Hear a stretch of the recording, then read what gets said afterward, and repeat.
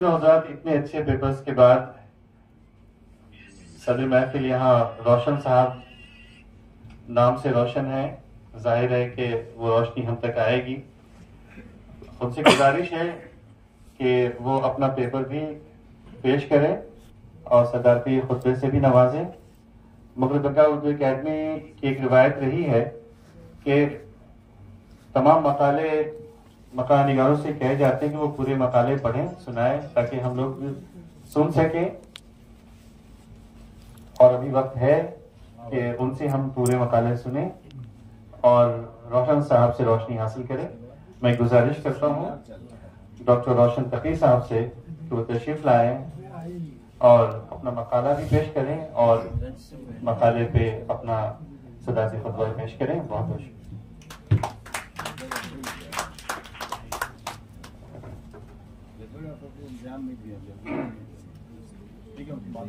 बहुत शुक्रिया हज़रात। मेरे कांधों पर दो जिम्मेदारियां रखी गई हैं और मैं कोशिश करूंगा कि उन दोनों जिम्मेदारियों से आप हज़रात को मुस्तफीद कर सकूं। कोशिश। मोहतरम जनाब नजीबुल हक साहब, नायब सदर मगरबी बंगाल उर्दू अकादमी, डॉक्टर दबिया अहमद साहब, प्रोफेसर बंदोपाध्याय साहब, प्रोफेसर अली सशवाक साहब, और हमारे साथ डाइस पर तशरीफ रखते हैं प्रोफेसर सुदीप्ता सेन साहब, इनायतुल्लाह साहब और इलियास हुसैन साहब, और सामीन हजरात। हमारे इस छोटे से मजमून का उन्वान है वाजिद अली शाह की शख्सियत में दीनदारी। लेकिन इस मजमून को शुरू करने से पहले मैं आप हजरात की खिदमत में पस मंजर पेश करना चाहता हूँ, तो मुझे आसानी रहेगी अपनी बात को, क्योंकि इसमें रेफरेंसेस हैं, तो आसानी रहेगी कि हम अपनी बात को पूरी तरह से आप हजरात तक पहुंचा सकें, कम्युनिकेट कर सकें। कल अनीस अशफाक साहब ने अपने कलीदी मकाले में फरमाया था कि जब हम वाजिद शाह का जिक्र करते हैं तो लखनऊ जहन में आता है, और जब हम लखनऊ का जिक्र करते हैं तो वाजिद शाह की तस्वीर जहन में आती है। बिल्कुल हकीकी मसला है ये। क्यों? इसलिए कि वाजिद अली शाह और तहजीब एक सिक्के के दो पहलू हैं। किसी एक सिक्के को, एक पहलू को भी अगर हमने समझ लिया तो दूसरा समझने की ज्यादा मुश्किल बात नहीं होगी। तो तहजीब हम अपनी जुबान में, लखनऊ की जुबान में जो तजिया करते हैं तो पाते हैं लखनऊ की तहजीब में तकल्लुफ, इनकिसारी, ईसार और कुर्बानी और हद दर्जा इनकिसारी, यानी इतनी इनकिसारी कि लोगों ने उस पर चुटकुले बनाना शुरू कर दिया। हुजूर पहले आप, तो देखिए आप पहले आप कह रहे हो, नवाज साहब की गाड़ी छोड़ दी। लेकिन आप ये समझिए कि दुनिया की जितनी भी कौमें हैं, ऐसी रेसेस जो अपनी रेस के ऊपर, अपनी तहजीब के ऊपर, अपने कल्चर पर नाज करते हैं, इस तरह की तहजीब हर सोसाइटी में, हर रेस में मौजूद है। मैं आपको एक जिंदा मिसाल देता हूं। अभी 1990-92 की बात है। हमारे एक दोस्त लंदन से थोड़ी दूर एक जगह है ग्लासगो, वहां रहते थे। जब वो आए तो उन्होंने बताया, कह लगे एक दिन मैं घूमने के लिए निकला और जब लौट कर आया तो जिस मल्टी स्टोरी बिल्डिंग में हमारा फ्लैट था, उसी में बाहर खड़े हुए थे तो एक ओल्ड मैन, एक बूढ़ा आदमी, अंग्रेज, वो भी आया। जब लिफ्ट आई तो हमने उससे इशारा किया पहले आप, तो उसने कहा नो आफ्टर यू। फिर दोनों लोग जब हम लोग लिफ्ट में दाखिल हुए तो उसने पूछा, are you from India, from Lucknow? तो इन्होंने कहा कि yes very much, how do you come to know? It's very simple. There is a city called Lucknow in India. My grandfather was there in East India Company military officers. और उन्होंने न सिर्फ ये बताया कि उनकी यानी उनके जबान के हिसाब से उनकी तहजीब की तरह ही लखनऊ में भी तहजीब है, जहाँ कहते हैं हुजूर पहले आ. तो दुनिया की जितनी भी इस तरह की तहजीबें हैं जो अच्छी रेसेस हैं, इस तरह की तहजीब उनके यहाँ बहुत पाई जाती है. दूसरी बात है तहजीब की कि यहाँ की जड़ों में यकजहती है, एकता बहुत है, प्यार मोहब्बत और खुलूस बहुत पाया जाता है. और उसकी मिसाल ये बताएं आपको. अभी एक ऑनलाइन डिस्कशन में ये बात आई थी तो मैंने अर्ज किया था, उसमें यहाँ फिर दोहरा दूं. खास बात ये थी कि देखिए उस जमाने में सोसाइटी में सिर्फ दो ही तबके होते थे, एक प्रिविलेज क्लास, एक अनप्रिविलेज. बीच में जो आजकल पैदा हो गए हैं मिडिल क्लास और उसमें भी और ज्यादा अपर मिडिल क्लास और लोअर मिडिल क्लास, उस जमाने में सब नहीं था. प्रिविलेज क्लास यानी हायर सोसाइटी और अनप्रिविलेज यानी लोअर सोसाइटी. तो ये एक तरीका था लखनऊ की तहजीब का. एक फिर में मुझसे कहते हैं बुआ इधर आइए जरा ये कर दीजिए. बोल रहे कि वहां ना जाइएगा, हमने आपसे मना किया वहां ना जाइएगा. यहां तक कि जो घर में काम सफाई कर्मचारी जैसे आज हम कहते हैं मेहतरानी, उसको भी कहते थे बहू. अरे बहू जरा ये कर देना. क्या होता था उससे जो है बहुत दुआएं मिलती थी. और वो एक कंसेप्शन उस गरीब आदमी या फर्स्ट दर्जे के लोगों में नहीं आता था कि वो बिल्कुल इस सोसाइटी से या इन लोगों से प्रिविलेज क्लास से अलग है. हालांकि बहुत से लोगों ने इस पर लिखा और उन्होंने कहा साहब ये तो बड़ी तसन्नो थी. क्यों तसन्नो समझते हैं ना, आर्टिफिशियलिटी. लेकिन अगर हम मान भी लेंगे तसन्नो थी, आर्टिफिशियलिटी थी, उससे कितना हम आहंगी थी सोसाइटी की.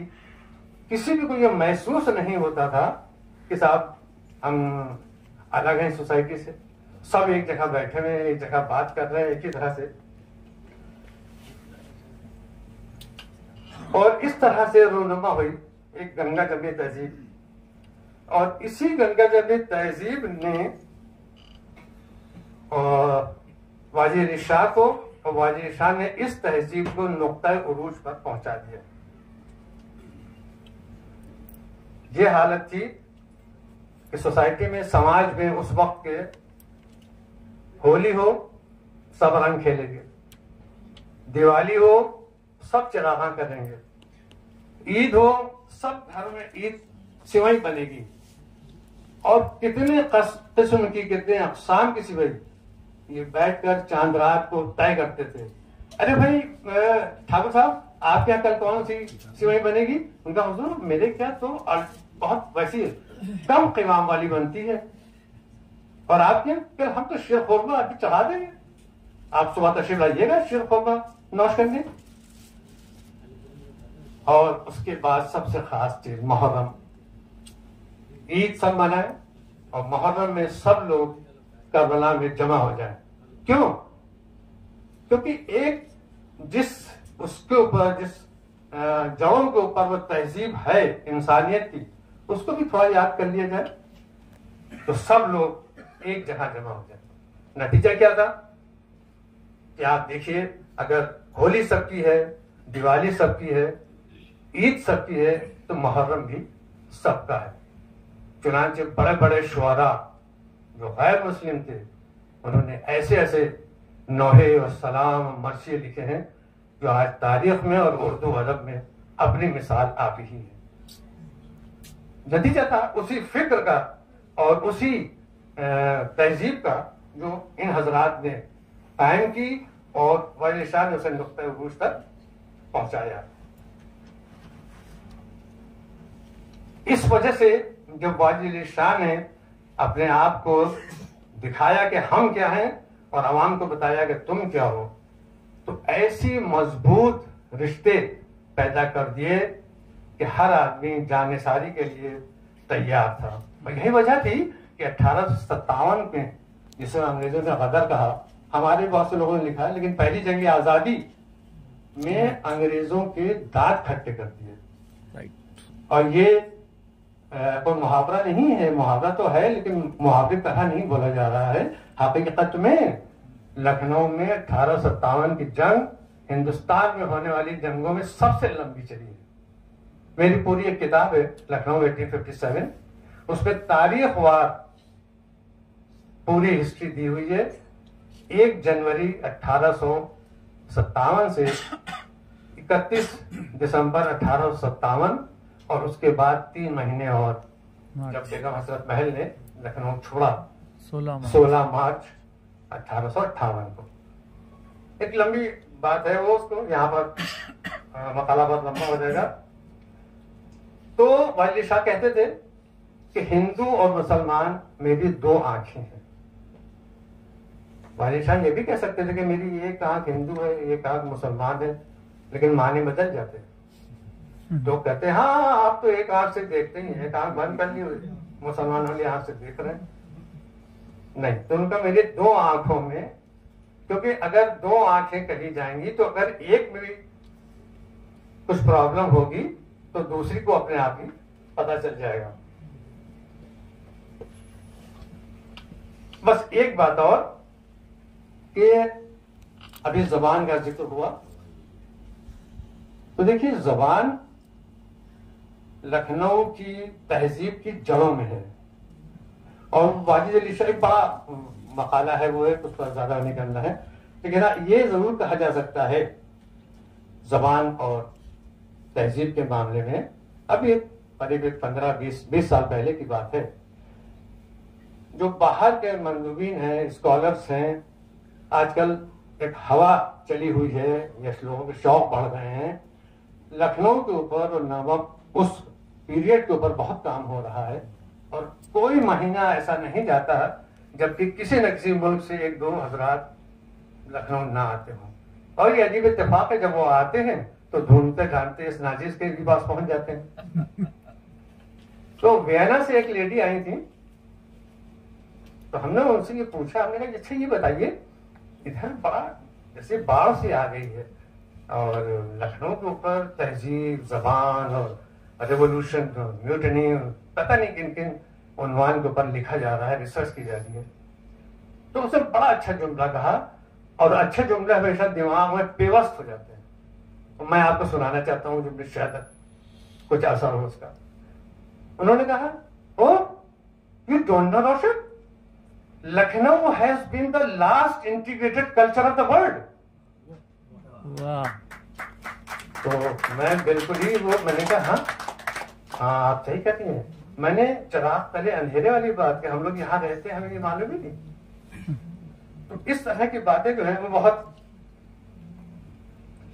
अब इसी तहजीब का एक हिस्सा ईसार और कुर्बानी, जिसका हमने ऊपर इशारा किया था, ईसार और कुर्बानी इस तहजीब में वही फिर मैं दोहराऊंगा कि जड़ों में है।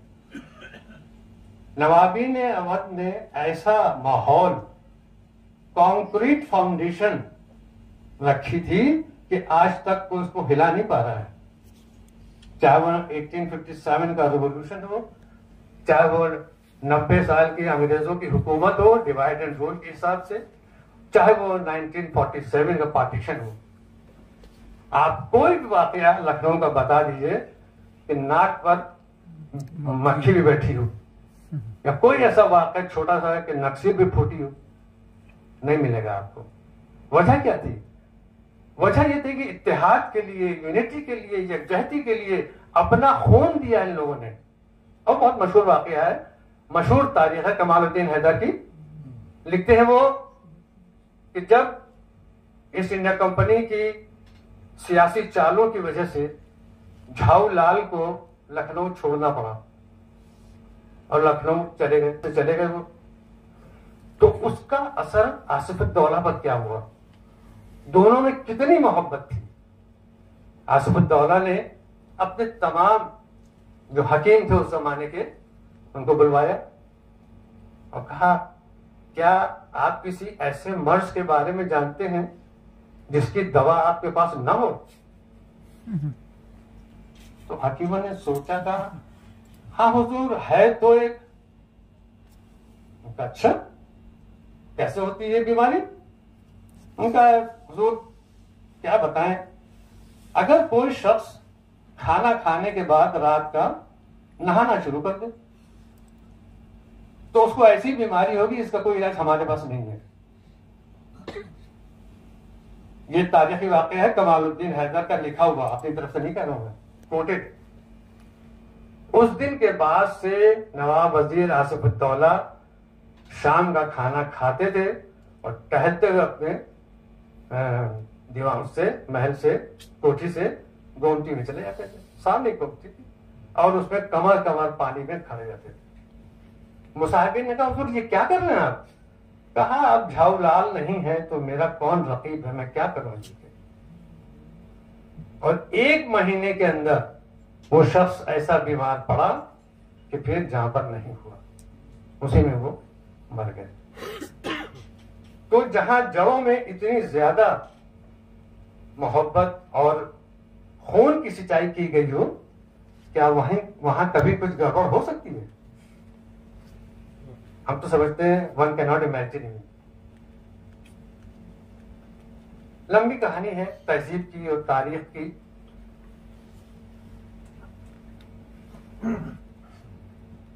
अब आई बात, चलिए थोड़ा सा आगे बढ़ जाते हैं, नहीं तो ज्यादा लंबी हो जाएगी। अभी सुबह बात हो रही थी लखनऊ क्या था उस वक्त, उसके बाद तो 1856 में जब पहली खाना शुमारी हुई, जिससे पॉपुलेशन निकाली गई, उस वक्त लखनऊ में 10 लाख की आबादी थी और सिर्फ 2 बड़े शहरों के बाद लखनऊ का नंबर था, क्योंकि दिल्ली तो बर्बाद हो चुकी थी, खत्म हो चुकी थी। कलकत्ता और मद्रास के बाद नंबर था लखनऊ का, जिसमें 1857 की जंग के बाद जो अंग्रेजों ने, हिंदी में कहते हैं दमनकारी नीति और डिमोलिशन जो उन्होंने किया, बर्बादी की, उस पर एक पूरी किताब है हमारी। 1857 के गदर के बाद, 1857 की जंग आजादी के बाद लखनऊ की बर्बादी। तो हालत ये थी कि बस एक इशारे से आप समझ जाइए कि पूरी तरह तसल्लुत हासिल करने के बाद जब अंग्रेजों ने 1871 में पहली सेंसस करवाई, जनगणना करवाई, जो आज भी हमारे देश में बेस मानी जाती है और इसी के बेसिस पर हर 10 साल बाद होती है, 1871 से 81, 91।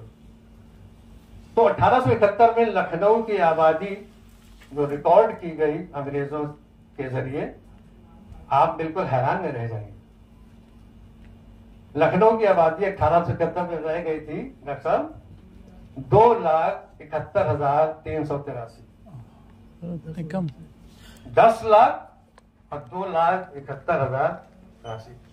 अब आप बताइए कि कितनी बर्बादी हुई होगी। तकरीबन 80 मोहल्ले बिल्कुल जमींदोज हो गए, खत्म हो गए, जिनके नाम तक नहीं मिलते। और खुद लखनऊ के रहने वाले हजरात, मैंने पूछा 1-2 लोगों से, मैंने कहा भाई ये चांदिया खाना कहाँ था ये? तो ऐसा जमींदोज किया। और कमालुद्दीन हैदर फिर लिखते हैं अपनी तारीख में कि मच्छी भवन को सेंटर बना के, मरकज बना के 500 गज के रेडियस में, ये बता दिए आज का किंग जॉर्ज मेडिकल कॉलेज। हाँ, मच्छी भवन अभी बताता हूँ डिटेल में। मच्छी भवन को मरकज बना के, सेंटर बना के 500 गज के रेडियस में जितनी इमारतें आई सबको जमींदोज कर दिया। उसमें बड़े बड़े कोठियां थी, इमामबाड़े थे, मस्जिदें थी और उसमें रहने वाले लोग भी थे। तो बिल्कुल खोद कर जमीन कर दिया। मच्छी भवन को मरकज इसलिए बनाया था कि मच्छी भवन की अपनी एक लंबी तारीख है। नवाबीन के आने से पहले भी अलग अलग रिवायतें हैं। कोई कहता है कि उससे पहले जो शेखजादे थे उन्होंने बनवाई थी, किसी ने कहा था नहीं उससे पहले लक्ष्मण जी के जमाने के नाम से ये मशहूर है मच्छी भवन। तो जो भी हो, बहरहाल मच्छी भवन जो कि बहुत इंपॉर्टेंट था और अब उसके ऊपर, उसके खंडरों के ऊपर किंग जॉर्ज मेडिकल यूनिवर्सिटी बनी हुई है। तो उसको मरकज मानकर 500 गज के मतलब हुए कि आधे से ज्यादा चौक और काफी दूर तक विक्टोरिया स्ट्रीट, ये जो जितना इलाका था उसको जमींदोज कर दिया। फिर कमालुद्दीन हैदर लिखते हैं कि हुस्न बाग एक मोहल्ला था गोमती के किनारे जो इसी मच्छी भवन के पीछे था और आजकल आप समझिए किंग जॉर्ज मेडिकल कॉलेज के पीछे है।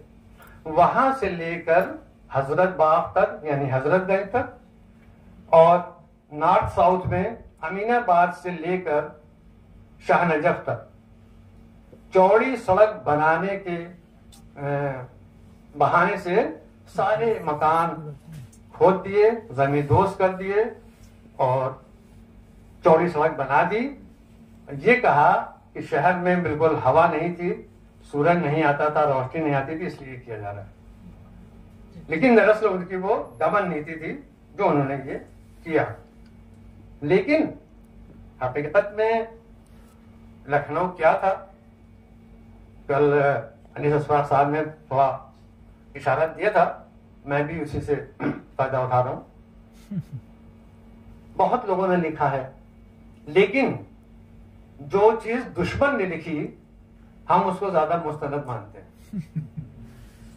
1857 में जब ईस्ट इंडिया कंपनी की फोर्सेस के साथ लंदन टाइम्स का एक रिपोर्टर था विलियम हावर्ड रसल, वो अपनी डायरी में लिखता है और वो जब दाखिल हुआ ईस्ट की तरफ से यानी दिलकुशा की तरफ से लखनऊ में दाखिल हुआ और एक इमारत के ऊपर चढ़कर अपने टेलीस्कोप से, उसका वो फोटो मौजूद है कि टेलीस्कोप से अपनी जो दूरबीन चलती थी उस जमाने में, उससे वो देख रहा है। और उसने क्या लिखा है, लिखता है neither Rome nor Athens nor Constantinople nor any city, any other city I have seen is so beautiful and organized. The golden cupolas, sky-high minarets, and tombs, mosques, and edifices just before me, emerging before me like a vernacular of an unending seizure, as I rub my eyes and gaze its beauty more and more impress upon me. कुछ लफ्जों में तर्जुमा इसका ये है कि जब वो दाखिल हुआ दिलकुशा की तरफ से, उसने देखा कि अरे ये कौन सा शहर है, ये खूबसूरत सुनहरे गुंबद, मस्जिदों के ऊंचे ऊंचे मीनारे, मंदिर के घंटियां, और ऐसा महसूस होता है कि ये जैसे समंदर के ऊपर तैरता हुआ कोई एक चीज है और हमारे तब बढ़ता चला आ रहा है। और जैसे जैसे मैं अपनी आई रब माई आईज, जैसे जैसे मैं अपनी आंख मलता हूं और देखता हूं तो मुझे इसकी खूबसूरती और इंप्रेस करती चली जा रही है। और उसके बाद वो एक उसी डायरी में अपनी एक क्वेश्चन लिखता है,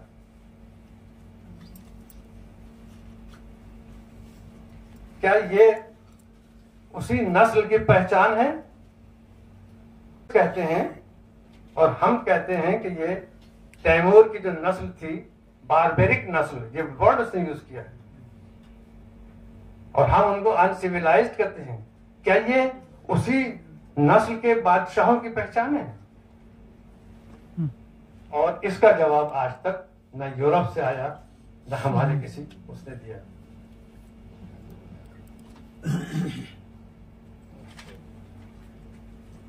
इतनी बर्बादी के बाद भी लोग, अभी एक बहुत बड़े सीनियर IAS ऑफिसर हैं, उन्होंने भी दखल अंदाजी शुरू की है। एक सेमिनार में खड़े होकर उन्होंने पूछ लिया, अच्छा ये बताइए, और डॉक्टर रोजी लवलिन जोन्स आई हुई थी लंदन से, उन्हीं का प्रोग्राम चल रहा था, उन्होंने खड़े होकर पूछ लिया, अच्छा ये बताइए कि वाजिद शाह ने जंग क्यों नहीं की? और अपने हिसाब से उन्होंने बहुत एलाबोरेटेड क्वेश्चन पूछा, देखिए टीपू सुल्तान ने कैसे की, देखिए हैदर अली ने कैसे की, वाजिद शाह ने क्यों नहीं की जब उनके पास इतनी फौज थी और बड़े लोग उनके पास जाने सारी के लिए तैयार थे, क्यों नहीं की उन्होंने?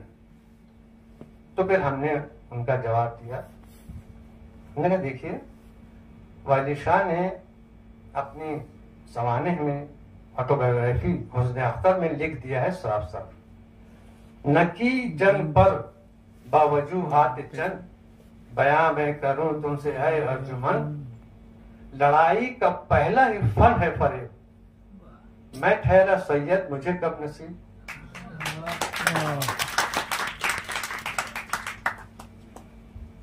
और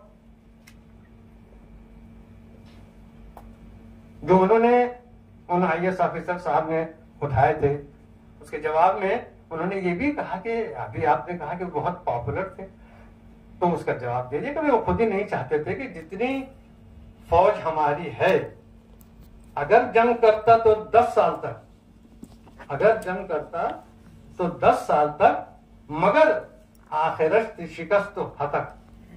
क्यों? क्योंकि उनके पहलू में, उनके आसपास जो हजरात थे, वाजिद शाह को पता चल गया था कि ये हमारे कितने वफादार हैं। खरीद रखा है अंग्रेजों ने ईस्ट इंडिया कंपनी में, इसलिए कई वजूहात थी।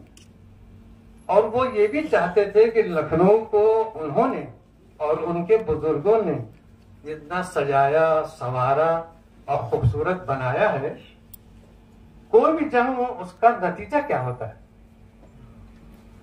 खून, गारतगिरी वगैरह वगैरह। तो सोसाइटी में, समाज में बेवाएं दिखाई देती, कोई दिखाई नहीं देता। लेकिन बहरहाल उनका ये था, लेकिन वो हो नहीं पाया, वो तो चले गए वहां से और जंग हुई और उसका नतीजा भी वही हुआ जो उन्होंने सोचा था, जिसकी वजह से उन्होंने जंग नहीं की थी। और वो आप हजरात को मालूम है। तो पॉपुलैरिटी का आया उनका हाल ये था कि जब उनको ये हुक्म हुआ कि अब आप दस्तबरदार हो जाइए और आप इस ट्रीटी को दस्तखत कर दिए, जैसा कि अभी डॉक्टर साहब ने कहा, तो एचिंसन ने जो ट्रीटी को कलेक्ट किया है, उसमें लास्ट में उसे नोट भी यही लिखा है जो आपने पहले ही बता दिया कि उनका क्या मकसद था। तो आउटरम भी ऐसे ही एक अहदनामे को लेकर आया और कहा कि सेंटर के वाजिशान करना है। ये तो मुमकिन ही नहीं है कि हम, जो हमारे बुजुर्गों ने गलती की, जिंदा रहे या मर जाए वो तो एक अलग बात है, लेकिन हम अपने अवाम को, अपनी इज्जत को, अपनी तहजीब को किसी भी तरह दांव पर नहीं लगाएंगे।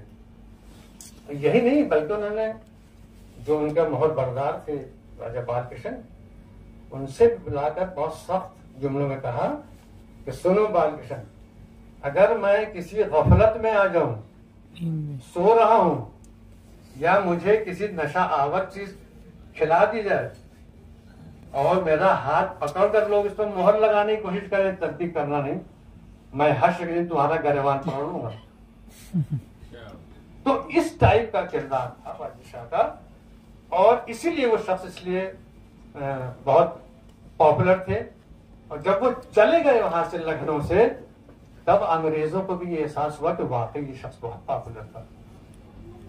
जितने भी गांव वाले थे, जितने भी अवधी सॉन्ग्स वाले थे, अभी अवध जबान में गाने वाले, वो बैठकर वहां कैसर बाग के बाहर और बेलीगारा के गेट पर गाते थे, कैसा कैसर बाग बनाया मजा वाजिद में न पाया, कैसा कैसर बाग बनाया मजा वाजिद में ना पाया, आन पड़ी अंग्रेज की पलटन लूटन अपना चलाया, कैसा कैसर बाग बनाया। और ये भी था, हजरत जाते हैं लंदन, हजरत जाते हैं लंदन, हम पर कृपा करो रघुनंदन। यानी ये प्रार्थना होती थी मंदिरों में और मंदिरों मठों के बाहर, हजरत जाते हैं लंदन, हम पर कृपा करो रघुनंदन। और इसीलिए अंग्रेजों को यह खौफ था, लेकिन उन्होंने अपना काम किया। और यही वजह थी कि हम कहते हैं कि तहजीब कोई अपनी नजर में जचेगी क्या, तहजीब कोई अपनी नजर में जचेगी क्या, हमारी निगाहे शौक ने देखा है लखनऊ। वाह।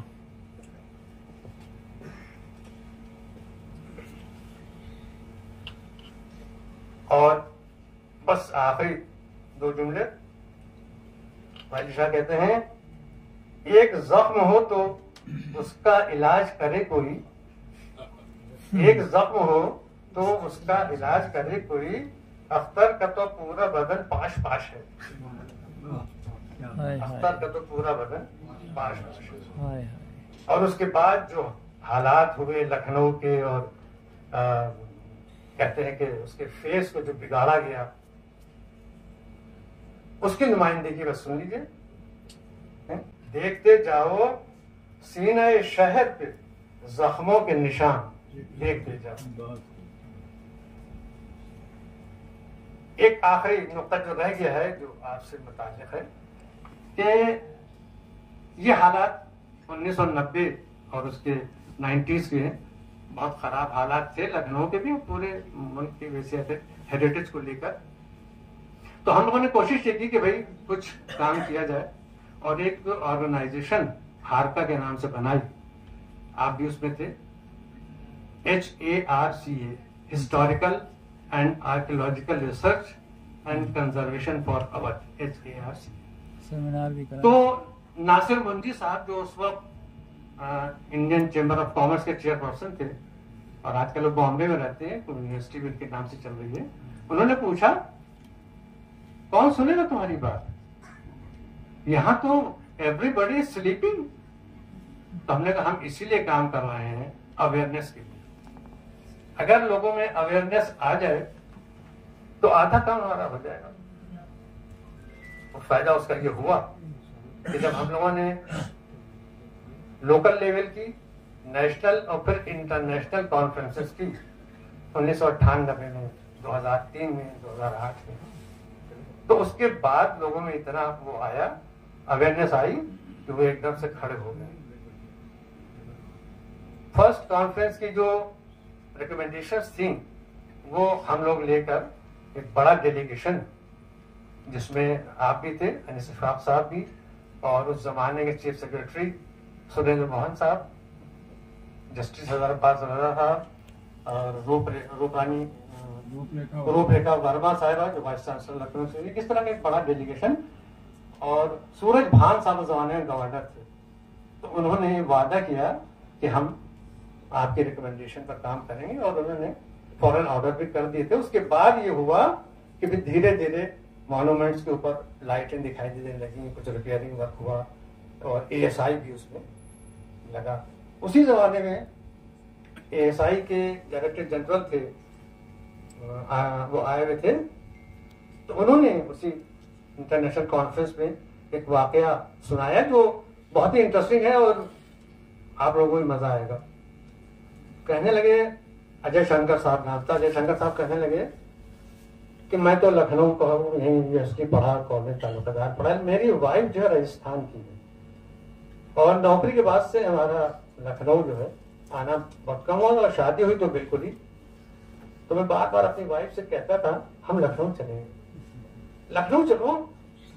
तो कहने लगे, मेरी वाइफ कहती थी तुम इतना परेशान नहीं हो रहे, ऐसी कौन सी बात है लखनऊ में। लेकिन खैर वो मान नहीं बात, और लखनऊ आई के लिए सर 2 दिन ले। जब लखनऊ आई हो, ये उनका वर्जन है, मैं आपके सामने पेश कर रहा हूँ। जब लखनऊ आई हो और हमारे मदर से और फादर से मिली, तो बस ये रिजल्ट समझ लीजिए कि वो 2 दिन के लिए आई थी और तकरीबन 10-11 दिन हो गए। मैंने कहा चलो भाई, तो कहले अरे थोड़े दिन और रुक जाते हैं। तो पापा ने कहा बड़ी अच्छी बातें करते हैं। तो ये एक इम्पैक्ट आज तक कायम है। बहसूरत इस पस मंजर के बाद मैं समझता हूँ अगर मैं शॉर्ट में अपना मकाला कहूँ तो आप लोगों का दिल लग रहा होगा। तो आपको तो इजाजत है पूरा बोले। शुक्रिया शुक्रिया शुक्रिया। वहाँ पे एकेडमी इजाजत दे दी जी जी। तो इस मकाले का उन्वान है वाजिद अली शाह की शख्सियत में दीनदारी। वाजिद अली शाह की शख्सियत कसीरुल जहद शख्सियत कही जाती है, मल्टी डिसिप्लिनरी। उनकी शख्सियत में दीनदारी कोई नया उन्वान नहीं है, लेकिन उसके तज्जिए से, एनालिसिस से हो सकता है कि कोई नया शगुफा सर उठाए। क्योंकि कोई भी पेपर पढ़ा जाता है, कोई नई चीज आती है तो लोग उसको फौरन नए नए शगुफे। हमने लफ्ज दीन का इस्तेमाल किया है, यहाँ पर मजहब का नहीं, दीनदारी। वैसे तो दीन और मजहब को आमतौर पर एक ही समझा जाता है, लेकिन यहाँ क्योंकि साहिब ज़ौक़ हज़रात तशरीफ रखते हैं, इसलिए इसकी तशरीह करने की जुर्रत कर रहा हूं। मजहब का जिक्र किया जाए तो दुनिया में सैकड़ों न सही, हाँ दर्जनों की तादाद में मजहब हैं। दीन और मजहब को एक दूसरे से पेवस्ता करके मुहावरों का इस्तेमाल भी किया जाता है, लेकिन उसके बावजूद मजहब अलग है और दीन अलग। और लफ्ज़ी माना में यानी डिक्शनरी के माने में मजहब की तारीफ है जिंदगी गुजारने का तरीका। Religion is the way to live.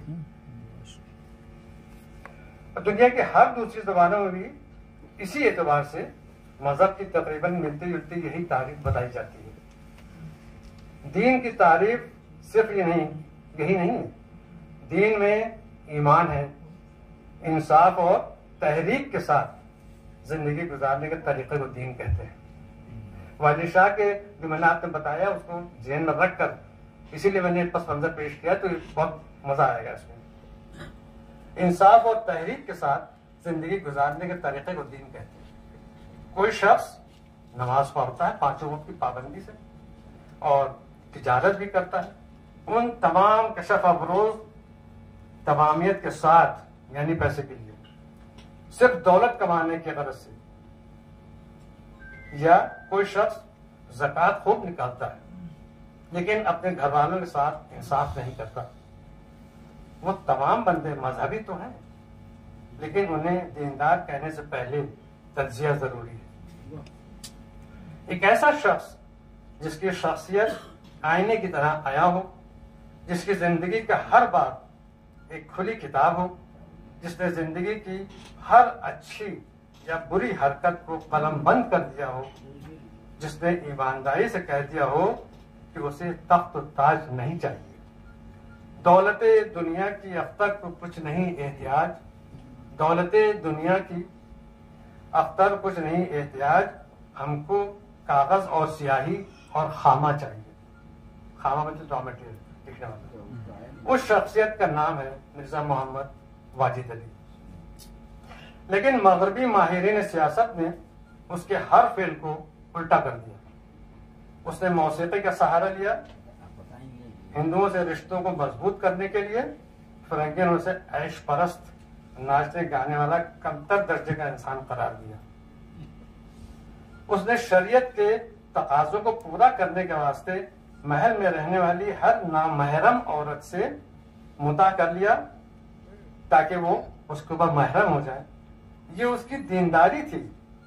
नहीं तो कौन ऐसा बादशाह या सूबेदार या ताल्लुकदार गुजरा है जिसके महल में 100-200 औरतें नहीं थी उसके इस्तेमाल के लिए, और कहीं किसी का नाम भी नहीं आता, लेकिन दुश्मनों ने उसे अय्याश साबित कर दिया। वाजिद शाह की जिंदगी को पढ़ने के बाद ये नतीजा निकलता है कि वह दोहरी शख्सियत के मालिक थे। एक शख्सियत उनकी बादशाह और सरपरस्त की थी जिसमें वो नाकाम रहे। लखनऊ व खैरबाग कहते वक्त यही बात उन्होंने अपने तमाम मुताल्लिकीन से कही थी, बुलाकर अजीजों को मैंने कहा, बुलाकर अजीजों को मैंने कहा कि रुखसत मैं होता हूं हाफिज खुदा, रहे जब तलक मेरे साए में सब, करम से किया परवरिश रोज शब। शख्सियत की दूसरी बात, अदल का बाजार गरम किया यानी जस्टिस, तो अपने ही दुश्मन हो गए। नवाब निशात महल के भाई ने गुस्से में आकर अपनी तलवार का मोट एक कुम्हार के सर पर मार दिया, वो मर गया। उसके घर वाले दादो फरियाद देकर बादशाह के पास पहुंचे। बादशाह उस वक्त कैसरबाग से निकल रहे थे, अल-यकी खान उनके साथ थे। मुकदमा सुनते ही नवाब निशात महल के भाई को फौरन हिरासत में लेने का हुक्म हुआ और अली नकी खान को सख्त तंबीह कि इस सिलसिले में कोई भी आ जाए हमसे मिलने की कोशिश न करे, हत्ता कि नवाब निशात महल भी उनसे इस सिलसिले में राब्ता कायम ना करें। उसके अदल का मजाक उड़ाया गया। अवाम की शिकायत सुनने के लिए शाह ने जो 2 बक्स अपनी गाड़ी में लगाए थे, उसमें खतूत लिखकर उनको गालियां दी गई। अगर शख्सियत के इस पहलू को छोड़ दिया जाए जहां वो नाकाम हो गए, जिसमें वो नाकाम रहे, और दूसरा पहलू जो दीनदारी का है उसकी तरजीह से मालूम होता है कि वो उसमें कामयाब थे।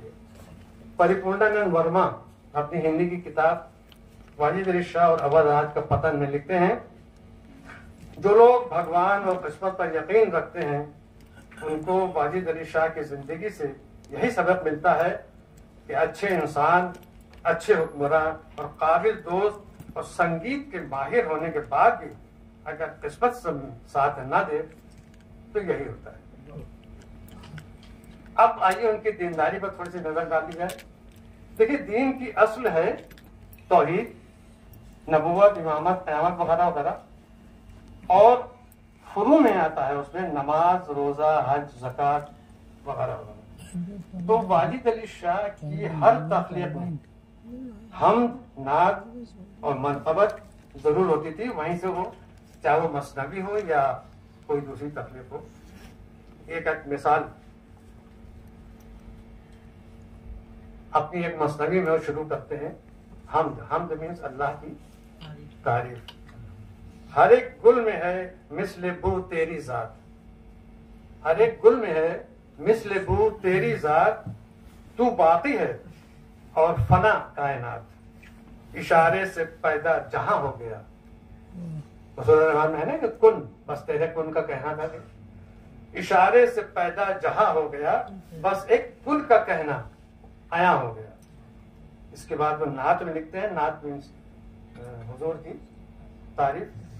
ये फरमाता है किरदगारे गफूर, ये फरमाता है किरदगारे गफूर, जो पैदा न करता मैं अहमद का नूर, तो करता न खल्क आसमान व जमीन, न दोज़ख न जन्नत न दुनिया व दीन, मुनासिब हमें है कि भेजे मुदाम हजारों दुरूद उस पर लाखों सलाम। और यही नहीं, वो हजरत अली की बहुत बड़े परस्तार थे।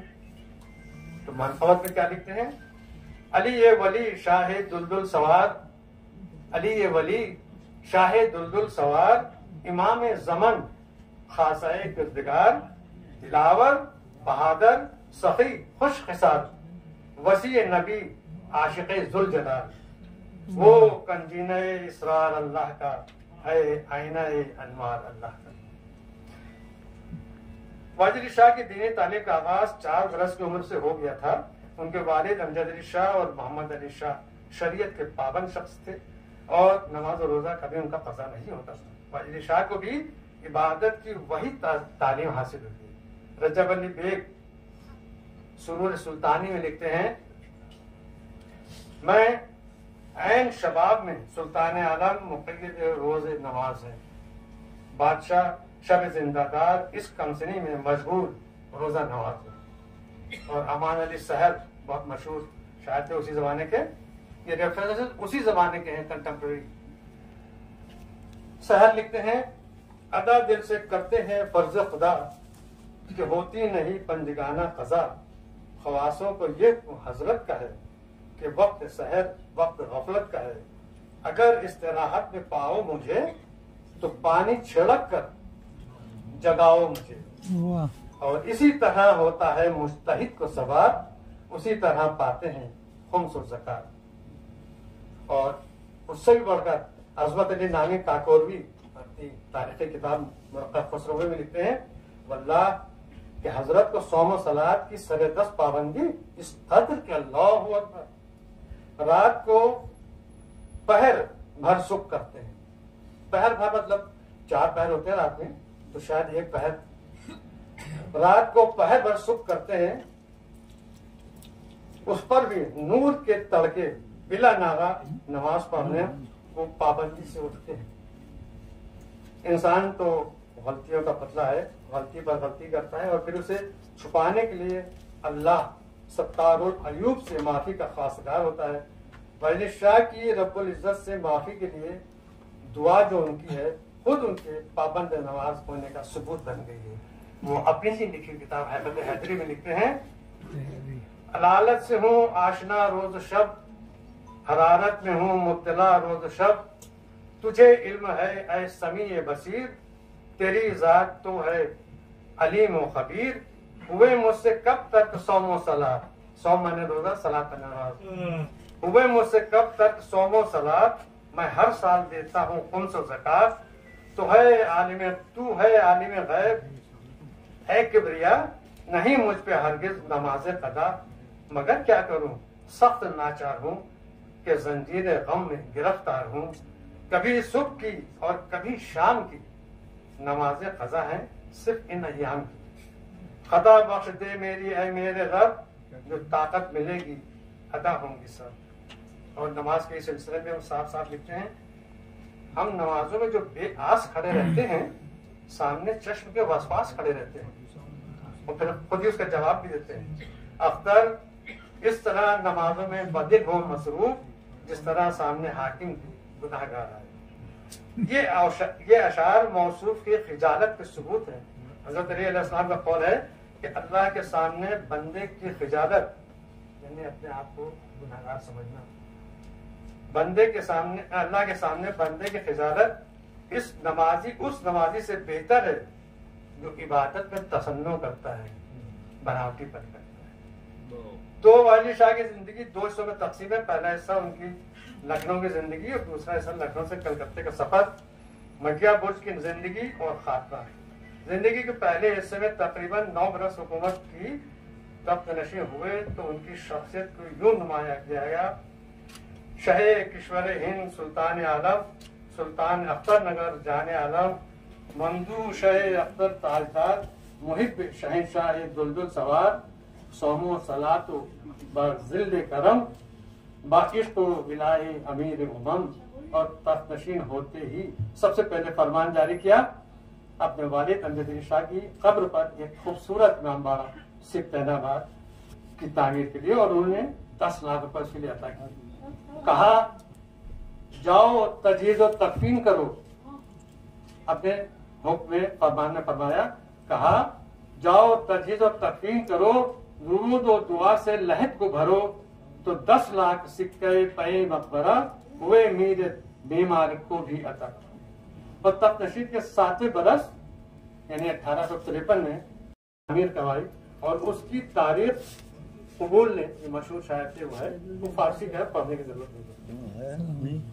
ये उनकी नमाज से रब्बत ही थी कि लखनऊ में तकरीबन 16 मस्जिदों की तामीर हुई, कुछ खुद बादशाह मौसूफ थे और कुछ उनके माली ताउन से। उनमें से कुछ नाम मिल जाते हैं जैसे मस्जिद चौलखी, मस्जिद सिकंदराबाद, शाही मस्जिद आलमबाग, सिकंदराबाद, नूरगंज और जिन्नातों वाली मस्जिद। जिन्नात वाली मस्जिद का भी अजीब वाकया है।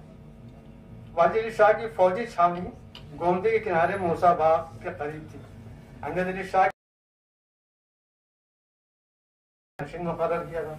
उस वक्त फरते जोश में उन्होंने कई नए रिसाले बना डाले, new regiments, erected several new regiments. उसकी परेड और जंगी मश्क इसी फौजी छावनी में होती थी। एक दिन वाली शाह को देर हो गई, नमाज का वक्त आ गया, वहां कोई मस्जिद नहीं थी। मौसूफ खफा हुए और चले। फौज ने बादशाह के खफकी को समझते हुए रातों रात एक मस्जिद तामीर कर दी। वाजिद अली शाह जब 2 दिन बाद वहां पहुंचे तो मस्जिद देखकर बहुत मुताज्जिब हुए। मालूमात करने पर फौज ने मजाक में कह दिया, कमांडर ने मजाक में कह दिया, हुजूर ये मस्जिद जिन्नातों ने तामीर की है और वो मस्जिद आज भी खाने के पीछे मौजूद है और जिन्नातों वाली मस्जिद के नाम से ही मशहूर है और अब ये इलाका सरफराजगंज के नाम से जाना जाता है। जिंदगी का दूसरा हिस्सा जो वाजिद अली शाह ने मक्का बुर्ज में गुजारा, वहाँ शाही मस्जिद की तामीर के सिलसिले में ये वाक़या सुनने को मिलता है। हालांकि तारीख में ये हमने नहीं पढ़ा है, लेकिन वॉक्स पॉपुलाई जिसे अंग्रेजी में कहते हैं, मशहूर बहुत है, इसलिए पेश कर रहे हैं कि शाह ने ये शर्त रखी थी कि इस शाही मस्जिद के बुनियाद का पहला ईंट वही रखेगा जिसकी नमाज फज्र कभी कज़ा न हुई। और जब सब पीछे हट गए तो खुद बादशाह ने अल्लाह को हाजिर नाजिर करके ये कहा कि उनकी नमाज फज्र कभी कज़ा नहीं हुई जब से बालिग हुआ और मस्जिद की बुनियाद का पहला पत्थर उन्होंने रखा। अब बस आखिर सुन लीजिए। ये तो मुगल बादशाह और शहजादों की जिंदगियां भी आखिर जमाने में बहुत पुरशोर और मुसीबत ज़दा रही हैं। बहादुर शाह जफर का वो सफर दिल्ली से रंगून तक और रंगून के तकलीफ दे जिंदगी और उसका खात्मा तारीख में यादगार है और नतीजा था सियासत में नाकामी। वाजिद शाह की जिंदगी के दोनों हिस्सों में सियासत में नाकामी है। घर बार, तख्त और ताज, शहर वतन सबसे दस्तबरदारी है, लेकिन शख्सियत में कामयाबी के अनासिर मौजूद हैं। वजह है उनकी दीनदारी, जिसके तमाम मुहक्किकीन मुताबिक हैं। मौलाना शरफ ने वाजिद शाह को देखा था और बहुत करीब से देखा था, क्योंकि शरफ नाना शाह की खिदमतगारों में से थे। तो मसनवी हुस्न अख्तर के मुकदमे में जब वो दूसरा उसका एडिशन आया है तो उन्होंने लिखा, वाजिद अली शाह की जात में इस्लामी माशरत की असली तस्वीर नजर आती है। तहजीब थी, दीनदारी थी, कदरदानी थी और इंतहा दर्जे की कनात और खुद फरामोशी थी। वाजिद शाह की दीनदारी का एक मजबूत पहला उसूल दीन के साथ फुरूद में नमाज, मजलूम करबला की इज़्ज़तदारी, मरसिया निगारी और मरसिया खान वगैरह। इसके बाद उनकी जो 2-3 बहुत अहम किताबें हैं उनका जिक्र है। बस उसको छोड़ते हुए हम जो उनका आखिरी व्यू था उसके लिए उन्होंने क्या लिखा। दौलत हाकिम दौरा पर है तेरा दारो मदार, अपने दुश्मनों से कह रहे हैं। दारे दुनिया से ताल्लुक नहीं रखते दीनदार, क्या मुझे दार पे खींचेगा वो जालिम गद्दार। ख्वाब गफलत में है उसे और मेरे तारे बेदार। किसी सरदार ने ये ओज न पाया होगा, किसी सरदार ने ये ओज न पाया होगा, दारे तूबा का मेरे ख्वाब पे साया होगा। और ऐसे शख्स ने जब लखनऊ छोड़ा होगा तो आप समझ सकते हैं क्या हाल होगा। जब तय हुआ कि अब लखनऊ छोड़ना ही है और चलने लगे, बड़ा वाकया है, एक बड़ा मजमून भी है हमारा वाजिद शाह की लखनऊ से रुखसत। लेकिन उनके ये चंद 2-3 वो हैं बंद हैं, उसमें से एक सुना दूं। दोस्तों शाद रहो तुमको खुदा को सौंपा, अपने जितने भी हमनवा थे दिले नाजुक को जफा को सौंपा। कैसरी बाग जो है उसको सबा को सौंपा, दरो दीवार पे हसरत से नजर करते हैं। रुखसत रुखसत अहले वतन हम तो सफर करते हैं। बहरहाल उन्वान पर कायम रहते हुए हमें ये कहने की जरूरत हो रही है कि अभी मुहक्किकीन के लिए बहुत काम बाकी है। जो काम अंग्रेजों और उनके पिट्ठुओं ने 90 बरस में किया है उसे पलटने के लिए अभी और वक्त दरकार है।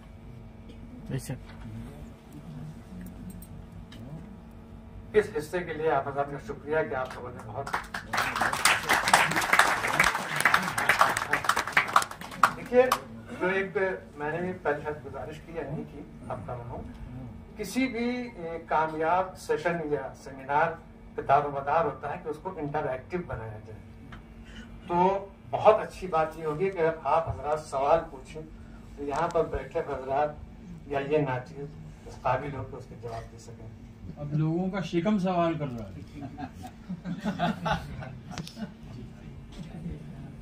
वो तो नेचुरल बात है। तो यहाँ सब बहुत सब्र आजमूदा लोग हैं।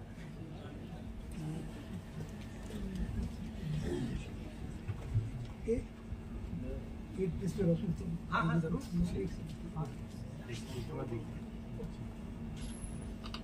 अस्सलामु अलैकुम वरहमतुल्लाहि वबरकातुह। डैश पर बैठे तमाम असातिज़े इकराम और सामईन, मेरा नाम मोहम्मद काशिफ खान है और मैं मौलाना आज़ाद कॉलेज का तालिब इल्म हूँ। शोबा उर्दू से मेरा ताल्लुक है।